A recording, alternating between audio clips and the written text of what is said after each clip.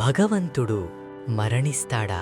సర్వ సృష్టికి మూలమైనవాడు, జనన మరణ చక్రాలను శాసించేవాడు, తలచుకుంటే బ్రహ్మాండాన్ని ఆపగలిగేవాడు. ఒక సామాన్య మానవుడిలా రక్తం ఓడుతూ అడవిలో ఒంటరిగా కన్నుమూశాడా? ఈ రోజుల్లో చాలామందికి వచ్చే అతిపెద్ద సందేహం, కురుక్షేత్రంలో అణువణువున పాండవులను కనిపెట్టుకొని ఉండి లక్షలాది మంది ప్రాణాలను రక్షించిన కృష్ణుడు తన సొంత వంశాన్ని ఎందుకు కాపాడుకోలేకపోయాడు? తన కళ్ల ముందే తన కొడుకులు, మనుమలు ఒకరినొకరు చంపుకుంటుంటే ఆ శ్రీహరి ఎందుకు మౌనంగా ఉండిపోయాడు? అసలు మహాభారత యుద్ధం తర్వాత ఆ 36 ఏళ్లలో ఏం జరిగింది? ఎందరో రాజులు చూసి అసూయపడేంత అద్భుతమైన ద్వారకా అనే మహానగరం అకస్మాత్తుగా సముద్రంలో ఎందుకు మునిగిపోయింది? అది కేవలం పురాణమా, లేక కర్మ సిద్ధాంతం తన లెక్కను తాను సరిచేసుకున్న ఒక భయంకరమైన ఘట్టమా? దేవుడు తప్పు చేయడు అంటారు, కాని ఒకవేళ చేస్తే రాముడిగా వాలిని చెట్టు చాటు నుంచి చంపిన కర్మ కృష్ణుడిగా ఎలా అనుభవించాల్సి వచ్చింది? తప్పు చేస్తే దేవుడైనా సరే శిక్ష అనుభవించాల్సిందేనా? కర్మ సిద్ధాంతం నుంచి భగవంతుడికి కూడా మినహాయింపు లేదా? చాలామందికి మహాభారతం అనగానే కురుక్షేత్ర యుద్ధం, ధర్మరాజు పట్టాభిషేకం మాత్రమే తెలుసు. కాని అసలు కథ అక్కడే మొదలయింది. పాండవుల విజయం వెనుక ఉన్న అసలు ఉద్దేశ్యం నెరవేరాక, భూభారం తగ్గాక కృష్ణుడు తన అవతారాన్ని ఎలా చాలించాలనుకున్నాడు? ఈ వీడియోలో మనం ఎవరికీ తెలియని ఎన్నో రహస్యాలను, ద్వారకా అంతర్ధానం వెనుక ఉన్న చారిత్రక, పౌరాణిక నిజాలను, కాలచక్రం ఆడిన ఒక అద్భుతమైన నాటకాన్ని తెలుసుకోబోతున్నాం. ఇది కేవలం ఒక ముగింపు కథ కాదు, కర్మ సిద్ధాంతం యొక్క అత్యున్నత రూపం. మీ శ్వాసను బిగబట్టి వినండి, ఎందుకంటే దేవుడి మరణం వెనుక ఉన్న రహస్యం ఏ మానవుడి ఊహకు అందదు. మొదటి భాగం, శాపాల సుడిగుండం, నాశనానికి నాంది. కురుక్షేత్ర మహాసంగ్రామం ముగిసింది. 18 రోజుల పాటు నిరంతరంగా సాగిన మారణహోమమది. ఎటు చూసినా తెగిపడిన తలలు, విరిగిపోయిన రథాలు, కళేబరాల మధ్య నెత్తుటి మడుగులు. కురుభూమి అంతా మరణించిన భర్తల కోసం, కొడుకుల కోసం రోధిస్తున్న స్త్రీల హాహాకారాలతో నిండిపోయింది. పాండవులు యుద్ధంలో గెలిచారు అన్న మాటే కాని వారి మనసులో ఎలాంటి ఆనందం లేదు. ఎందుకంటే ఆ విజయం కోసం వారు చెల్లించిన మూల్యం చాలా పెద్దది. తమ సొంత రక్త సంబంధీకులను, గురువులను, తాతలను తమ చేతులతో తామే చంపుకున్నారు. సరిగ్గా ఆ సమయంలో 100 మంది కొడుకులను కోల్పోయి పుట్టెడు దుఃఖంలో ఉన్న కన్నతల్లి గాంధారి ఆ రణరంగానికి వస్తుంది. కళ్లకు గంతలు కట్టుకున్న ఒక తల్లి హృదయానికి తన పిల్లల శవాల వాసన తెలుస్తుంది. భీముడి గదాఘాతానికి తొడలు విరిగి నెత్తురోడుతూ ప్రాణాలు వదిలిన తన పెద్ద కొడుకు దుర్యోధనుడి శరీరాన్ని తడిమి చూసి ఆమె గుండె పగిలేలా ఏడ్చింది. దుశ్శాసనుడి ఛాతి చీల్చబడిన తీరును చూసి మూర్ఛపోయింది. ఆ శవాల గుట్టల మధ్య నడుస్తూ పిచ్చిపట్టిన దానిలా ప్రలపిస్తున్న గాంధారికి తనకు కొద్ది దూరంలో చిరునవ్వుతో నిలబడి ఉన్న శ్రీకృష్ణుడు కనిపించాడు. ఆ క్షణంలో గాంధారి కడుపుకోత ఆగ్రహంగా మారింది. అగ్నిపర్వతం బద్దలైనట్లుగా ఆమె కోపం కృష్ణుడిపై కట్టలు తెంచుకుంది. కృష్ణ, ఎంత పని చేశావయ్యా! నువ్వు సాక్షాత్తూ భగవంతుడివి, ఈ లోకాలను శాసించేవాడివి. నువ్వొక్క తలపు తలచితే ఈ యుద్ధం ఆగిపోయేది కాదా? నా 100 మంది కొడుకుల్లో ఏ ఒక్కరినైనా బతికించగలిగేవాడివి కదా, కాని నువ్వు అలా చెయ్యలేదు. పైగా పాండవులకు రథసారథిగా ఉండి ఈ మహానాశనానికి నువ్వే కారణమయ్యావు. కురువంశాన్ని నిర్మూలించి నీకేం సాధించావని ఆ చిరునవ్వు నవ్వుతున్నావు అంటూ నిలదీసింది. కృష్ణుడు ప్రశాంతంగా, తల్లి, ధర్మ సంస్థాపన కోసం జరిగిన ఈ యుద్ధంలో ధర్మం పక్షాన నిలబడటం నా బాధ్యత. నీ కుమారులు చేసిన అధర్మానికి ఇది కర్మఫలం అని బదిలిచ్చాడు. కాని పుత్రశోకంలో ఉన్న ఒక తల్లికి ధర్మం, కర్మం ఎక్కుతాయా? ఆమె ఆవేదన భయంకరమైన శాపంగా మారింది. చేతిలోకి కురుక్షేత్రంలోని రక్తపు మట్టిని తీసుకొని ఇలా శపించింది. శ్రీకృష్ణ, ఇది ఒక కన్నతల్లి శాపం, విను. నువ్వు ఎలాగైతే కురువంశాన్ని నాశనం చేసి దాయాదులైన కౌరవ పాండవుల మధ్య చిచ్చుపెట్టి ఒకరినొకరు చంపుకునేలా చేశావో, సరిగ్గా ఈ రోజుకి 36వ ఏట నీ యాదవ వంశం కూడా ఇలాగే తమలో తాము కొట్టుకుని సర్వనాశనమవుతుంది. కన్నబిడ్డలు తండ్రులను, తండ్రులు కొడుకులను నరుక్కుని కుక్క చావు చస్తారు. నువ్వు వారిని ఏ కోశానా కాపాడుకోలేవు. చివరకు నువ్వు కూడా దిక్కులేనివాడిలా, ఏ దివ్యాస్త్రాలు లేకుండా అత్యంత సాధారణమైన మరణాన్ని అది అడవిలో ఒంటరిగా అనుభవిస్తావు. మామూలుగా ఒక మనిషి ఇలాంటి శాపం వింటే భయంతో వణికిపోతాడు. కాని శ్రీకృష్ణుడు ఆ శాపాన్ని నవ్వుతూ 2 చేతులూ ఎత్తి స్వీకరించాడు. తల్లి గాంధారి, నీ శాపం నా వరం. ఎందుకంటే భూభారాన్ని తగ్గించటానికి పుట్టిన నా యాదవులు రాబోయే కాలంలో అహంకారంతో రాక్షసులుగా మారుతారు. అజేయుడైన వారిని సంహరించటం ఏ దేవతల తరమూ కాదు. వారు తమను తామే నాశనం చేసుకునేలా నా అవతార లక్ష్యాన్ని పూర్తి చేయడానికి నువ్వు గొప్ప మార్గాన్ని సుగమం చేశావు అన్నాడు. ఇది ఈనాటి తరానికి అర్థం కావాల్సిన అతిపెద్ద కర్మ సిద్ధాంత రహస్యం. భగవంతుడు కూడా కర్మను తప్పించుకోలేడు. తన సొంత వంశమైనా సరే అహంకారం తలకెక్కితే నాశనమవ్వాల్సిందే అని కృష్ణుడు నిర్ణయించుకున్నాడు. కాలచక్రం ఎవరికోసమూ ఆగదు, గిర్రున తిరిగింది. మహాభారత యుద్ధం జరిగి 35 ఏళ్లు గడిచాయి. కృష్ణుడి పాలనలో ద్వారకానగరం స్వర్గలోకాన్ని తలపిస్తోంది. ఎక్కడ చూసినా బంగారు కోటలు, నవరత్నాలతో పొదగబడిన భవనాలు, ఏ వైపు చూసినా సిరి సంపదలు. కాని ఆ సంపద, ఆ బలం యాదవులలో విపరీతమైన అహంకారాన్ని పెంచేశాయి. మాకు కృష్ణుడి అండ ఉంది, మమ్మల్ని ఎవరేం చెయ్యగలరు అన్న గర్వం వారి కళ్ళు మూసేసింది. పెద్దల పట్ల గౌరవం తగ్గింది, ధర్మం దారి తప్పింది. సరిగ్గా ఆ సమయంలో కర్మ తన వ్యూహాన్ని అమలు చెయ్యడం మొదలుపెట్టింది. ఒకరోజు విశ్వామిత్రుడు, దుర్వాసుడు, నారదుడు వంటి మహాకోపిష్ఠులైన తపోసంపన్నులైన మునులు ద్వారకకు వచ్చారు. కృష్ణుడిని దర్శించుకోవాలన్నది వారి ఉద్దేశ్యం. కాని అహంకారంతో ఉన్న కొంతమంది యాదవ యువకులు ఆ మునులను చూసి ఎగతాళి చెయ్యాలనుకున్నారు. అందులో కృష్ణుడి సొంత కుమారుడైన సాంబుడు కూడా ఉన్నాడు. సాంబుడికి ఆడవేషం వేసి చీర కట్టి అతని పొట్టభాగంలో ఒక పెద్ద ఇనుప రోకలిని, గుదియను కట్టారు. చూసేవారికి అచ్చంగా నిండు గర్భిణీలా ఉన్నాడు సాంబుడు. ఆ యువకులు మునుల దగ్గరకు వెళ్ళి, ఓ మహామునులారా, మీరు గొప్ప తపశ్శాలురు కదా, త్రికాలవేదులు కదా, చెప్పండి, ఈమెకు కొడుకు పుడుతాడా లేక కూతురు పుడుతుందా అని వెటకారంగా అడిగారు. జ్ఞానదృష్టితో అసలు విషయం గ్రహించిన ఆ మునులకు తీవ్రమైన ఆగ్రహం కట్టలు తెంచుకుంది. మమ్మల్నే ఎగతాళి చేస్తారా? మీ యాదవ వంశం నాశనానికి సమయం ఆసన్నమైంది. వీడు అబ్బాయిని కనడు, అమ్మాయిని కనడు. మీ వంశాన్ని సమూలంగా నాశనం చేసే ఒక భయంకరమైన ఇనుప ముసలాన్ని, రోకలిని కంటాడు. దానితో మీరందరూ పీనుగులవుతారు అని శపించి అక్కడి నుంచి వెళ్ళిపోయారు. ఆ మునులు అలా వెళ్లారో లేదో మరుక్షణం సాంబుడి పొట్ట నుండి ఒక పెద్ద ఇనుప రోకలి జారి కింద పడింది. యాదవ యువకుల గుండెల్లో రైళ్లు పరిగెత్తాయి. అహంకారం అణిగిపోయి భయం మొదలైంది. వెంటనే ఆ రోకలిని తీసుకువెళ్లి యాదవరాజైన ఉగ్రసేనుడికి చూపించి జరిగిన ఘోరాన్ని వివరించారు. ఉగ్రసేనుడు భయపడిపోయాడు. మునుల శాపం ఊరికే పోదు. ఈ ఇనుప రోకలి ఉంటేనే కదా మనకు ప్రమాదం. దీన్ని పొడి పొడిగా అరగదీసి సముద్రంలో కలిపేయండి అని ఆజ్ఞాపించాడు. రాజు ఆజ్ఞ ప్రకారం రాజభటులు ఆ ఇనుప రోకలిని బండరాయిపై పెట్టి అరగదీయడం మొదలుపెట్టారు. వచ్చిన ఇనుప రజను పొడి అంతా సముద్రంలో పోశారు. కాని చివరకు ఎంత అరగదీసినా అరగని ఒక చిన్న ఇనుప ముక్క మాత్రం మిగిలిపోయింది. దాన్ని కూడా సముద్రంలోకి విసిరేశారు. అబ్బా, మునుల శాపం నుంచి తప్పించుకున్నాం, ఏ ప్రమాదమూ లేదు అని యాదవులు ప్రశాంతంగా ఊపిరి పీల్చుకున్నారు. కాని వారికి తెలియనిదేమిటంటే కర్మను ఎవరూ మోసం చేయలేరు.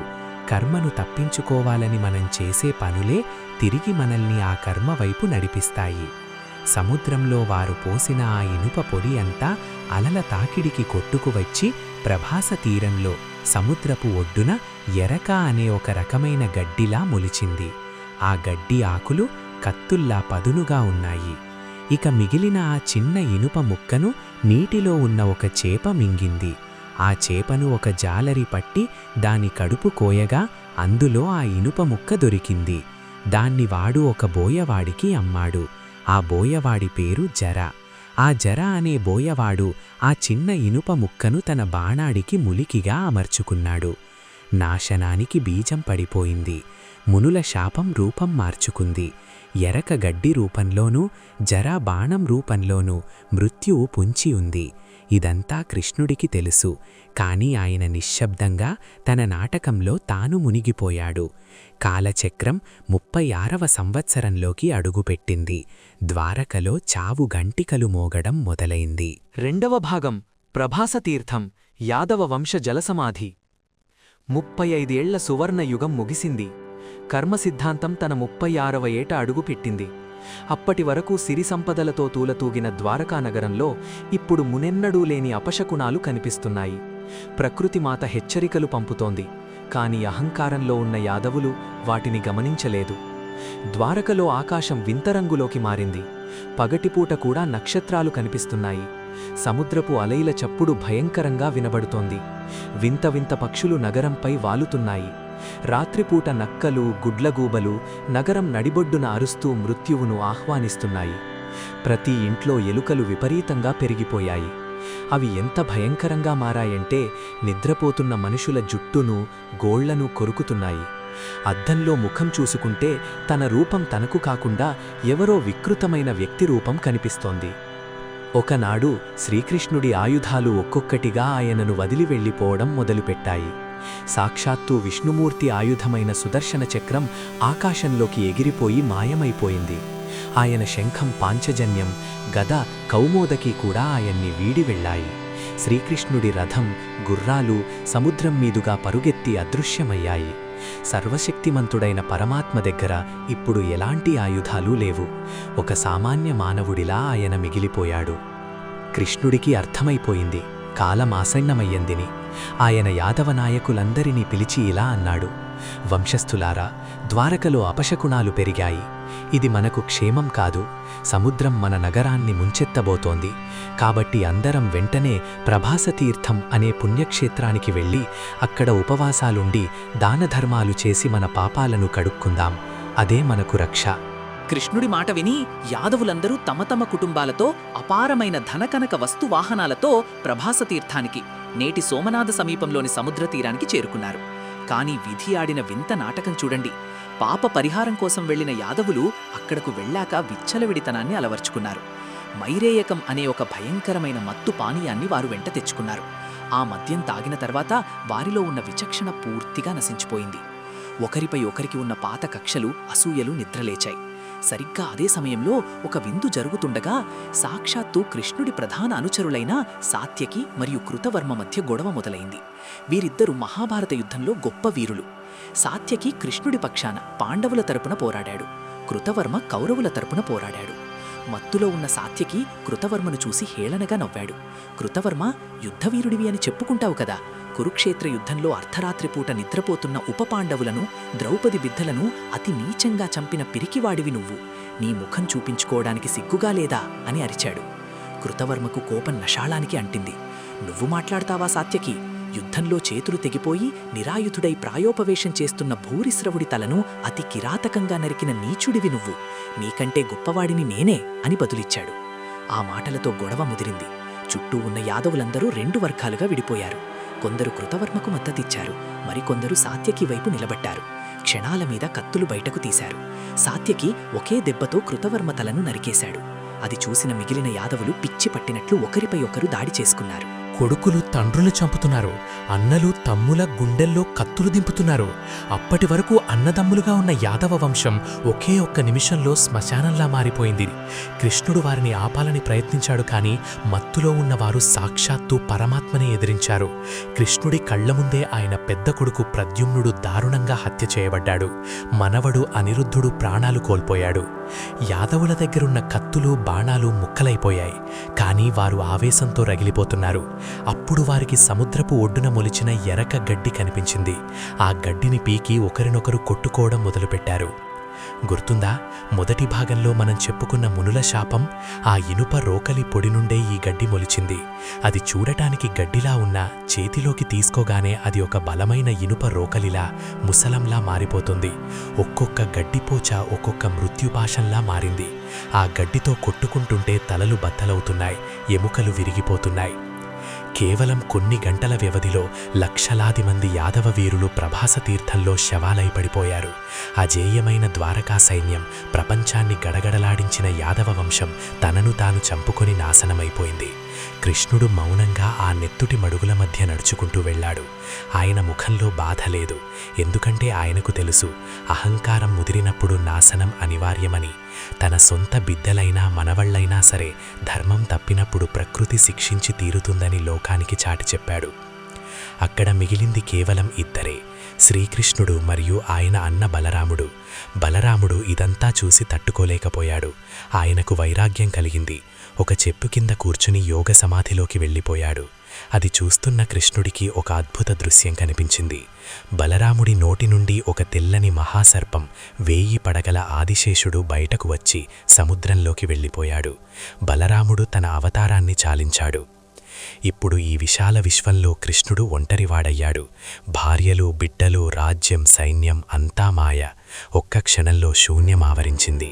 శ్రీకృష్ణుడు నిశ్శబ్దంగా అడవిలోకి నడుచుకుంటూ వెళ్ళాడు. 3వ భాగం, కృష్ణుడి నిర్యాణం, కర్మ సిద్ధాంతం మరియు ద్వారకా అంతర్ధానం. ప్రభాసతీర్థం నిశ్శబ్దమైపోయింది. కొద్ది గంటల క్రితం వరకు అట్టహాసంగా ఉన్న యాదవ వంశం ఇప్పుడు ప్రాణం లేని శవాల కుప్పగా మారింది. తన అన్న బలరాముడు ఆదిశేషుడుగా మారి సముద్రంలో కలిసిపోవడాన్ని కృష్ణుడు చూశాడు. ఇక ఈ భూమిపై తన అవతార లక్ష్యం పూర్తయిందని ఆయనకు అర్థమయ్యింది.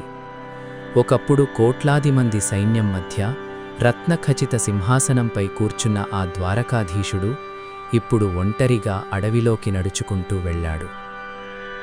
కృష్ణుడు ఒక దట్టమైన అడవిలో ఒక పెద్ద రావి చెట్టు కింద సేద తీరాలని నిర్ణయించుకున్నాడు. ఆయన కింద కూర్చుని తన ఎడమ కాలిని కుడి మోకాలిపై వేసుకున్నాడు. ఆయన పాదాల అడుగు భాగం ఎర్రటి తామర పువ్వులా మెరుస్తోంది. కృష్ణుడు యోగముద్రలోకి వెళ్ళిపోయాడు. లోకమంతా నిశ్శబ్దంగా ఉంది. కేవలం గాలి చప్పుడు తప్ప మరేమీ వినిపించడం లేదు. సరిగ్గా అదే సమయంలో జరా అనే భోయవాడు వేట కోసం ఆ అడవిలోకి వచ్చాడు. ఆ భోయవాడు దగ్గర ఒక ప్రత్యేకమైన బాణం ఉంది. గుర్తుందా? మునుల శాపం వల్ల మిగిలిన ఆ చిన్న ఇనుప ముక్కను ఒక చేప మింగితే జాలరి దాన్ని ఈ భోయవాడికి అమ్మాడు. ఆ ఇనుప ముక్కనే తన బాణం ములికిగా వాడు వాడుతున్నాడు. దూరం నుండి పొదల్లో మెరుస్తున్న కృష్ణుడి ఎర్రటి పాదాన్ని చూసిన జర అది ఏదో లేడి కన్ను లేదా నోరు అనుకుని పొరబడ్డాడు. తన వింటికి ఆ శాపగ్రస్తమైన బాణాన్ని సంధించాడు. శ్వాస బిగబట్టి గురి చూసి బాణాన్ని వదిలాడు. ఆ బాణం గాలిని చీల్చుకుంటూ వెళ్ళి నేరుగా శ్రీకృష్ణుడి పాదంలోకి బలంగా గుచ్చుకుంది. నెత్తురు చిమ్మింది. ఏ పరమాత్మ పాదాల చెంత ముక్కోటి దేవతలు మోకరిల్లుతారో ఆ పాదం ఇప్పుడు రక్తమోడుతోంది. బాణం తగిలిన శబ్దం విని జరా సంతోషంగా పరుగున వచ్చాడు. కాని అక్కడ చూసిన దృశ్యానికి అతని గుండె ఆగిపోయినంత పనయ్యింది.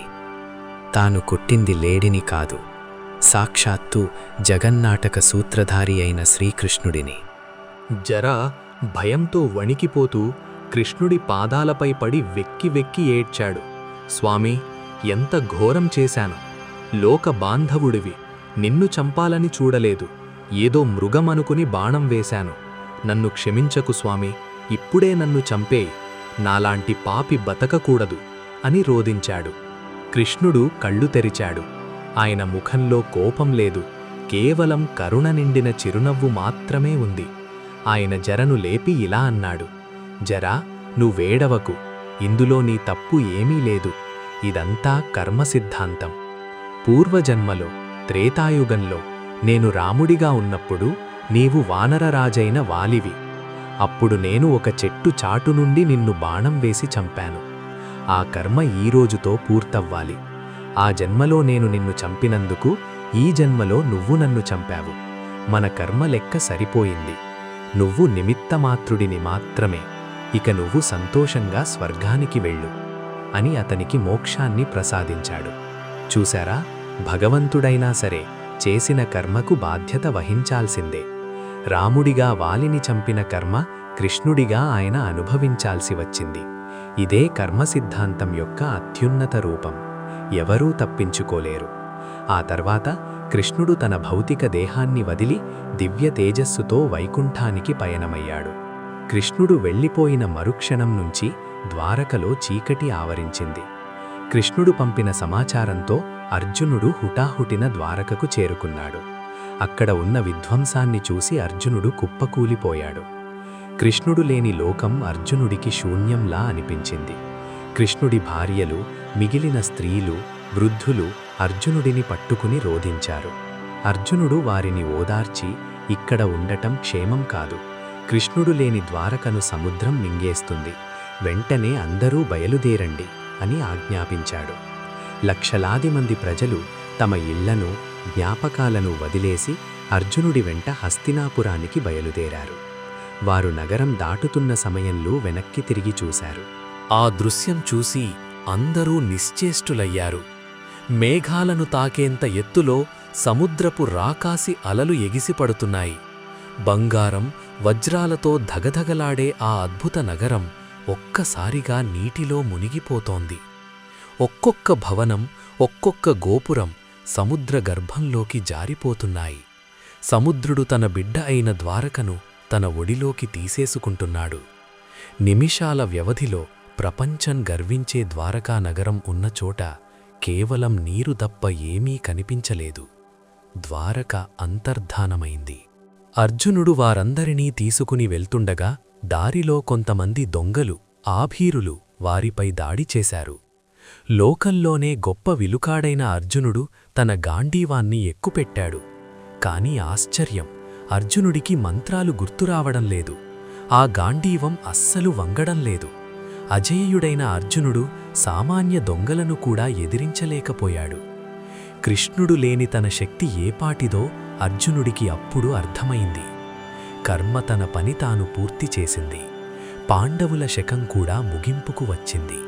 ఈ కథ మనకు కొన్ని లోతైన విషయాలను గుర్తుచేస్తుంది. అహంకారం నాశనానికి మూలం. కృష్ణుడి అండ ఉన్నా సరే యాదవుల అహంకారం వారిని సర్వనాశనం చేసింది. కర్మ సిద్ధాంతం. దేవుడైనా సరే తన కర్మఫలాన్ని అనుభవించి తీరాలి.